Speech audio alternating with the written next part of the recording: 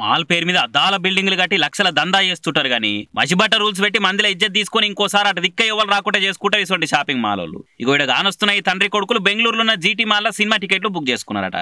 లోపలికి పోతుంటే సెక్యూరిటీ నుండి ముసలాయన ఆపేసిరట. అరే ఎందుకు ఆపుతురు లోపలి కొనియకుంటా అని ఆయన కొడుకు అడిగితే ఈయన ధోతి కట్టుకొని వచ్చిండు, ప్యాంట్ వేసుకొని వస్తేనే లోపలికి పంపుతాం అన్నారట. ఆయనకు మస్తు బాధ అనిపిస్తుంది కదా, మన ఆయన మస్తు దూరంకి వెళ్ళి వచ్చిండు, ఇప్పుడు ధోతి మార్చుకునే టైం లేదు అని ఆయన కొడుకు ఎంత బతిలాడినా కూడా లోపలికి పోనీలేదట. ఇక ఈ ముచ్చట నాడు ఉన్న రికార్డ్ చేసి సోషల్ మీడియా అప్లోడ్ చేసే వరకల్లా 7 దోషుల ఎర్రమనెత్తి పోసుకుంటా ఆ షాపింగ్ మాల్లను పొల్లు తిడుతున్నాడు జనాలు.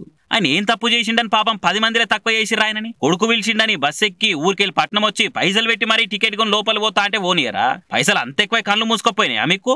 అయినా బట్టలను బట్టి ఇల్విచ్చి మట్టి మనుషుల్ని మాల్లకు రానియొద్దని ఎవరయా రూల్ పెట్టిన రూబాగాళ్ళు అని అనుకుంటా గరమైతురు మస్తు మంది. అయినా ఈ మాల్ ఉంది బెంగళూరులో కదా, మరి కర్ణాటక సీఎం సిద్ధరామయ్య సారే పంచ కట్టుకుంటాడు, మరో గాలు వస్తే ప్యాంట్ వేసుకోలేదని ఆయన కూడా రానియరా? బట్టలు మార్చుకొని వస్తేనే లోపలి పోనిస్తామని అడ్డం పడతారా అని అనుకుంటే ఇచ్చి పాడేస్తారు ఇంకొందరు. ఇనడు బుద్ధి వస్తుందో ఏమో పొరిసొంటోళ్ళకు.